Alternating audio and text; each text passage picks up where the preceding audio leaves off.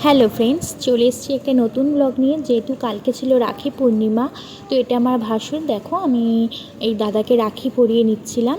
আর পাশে আমার মেয়ে বসে আছে, আমার মেয়ের একটা ছোট্ট বোনু আছে, সে বসে আছে। তারপরে দেখো, আমার দাদা এসেছিলো বাপের বাড়ি থেকে, আর আমার কাকার ছেলেরাও এসেছিলো।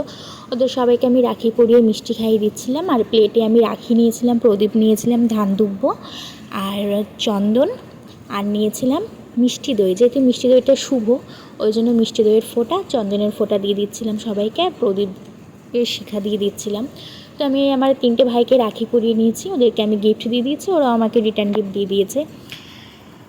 তো তারপরে রাখির সাথে সাথে দিয়ে দিয়েছিলাম 3 রকমের মিষ্টি, থামস আপ আর হচ্ছে জল। যেহেতু ওরা একটু লেট করে এসেছিলো, ওই জন্য মিষ্টি সবটা ওরা খেতে পারেনি, 2-1 জন বাদে।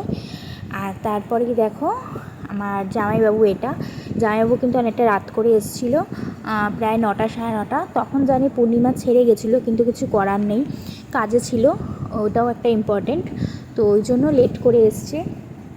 তো তখন সময়টা পেরিয়ে গেছিলো। আর আমার দেওরও তাই, ওর অফিস ছিল, তাই ও কিন্তু লেট করে এসছে, রাত্রেবেলা এসছে। তো আমি মনে করি মনের ভক্তিটাই বড় ভক্তি, সে সময় যাই হোক না কেন। তো দেখো, আমি ওর সাথে একটু ইয়ার্কি মারছিলাম, ও হাসছিল ওই জন্য। তো বন্ধুরা, আমার এই ভিডিওটা কেমন লাগলো তোমরা জানিও, আর আমার এই চ্যানেলটাকে সাবস্ক্রাইব করে দিও, পাশে থেকেও, সঙ্গে থেকেও। দেখা হচ্ছে নেক্সট একটা পার্ট 2 ব্লগে। টাটা।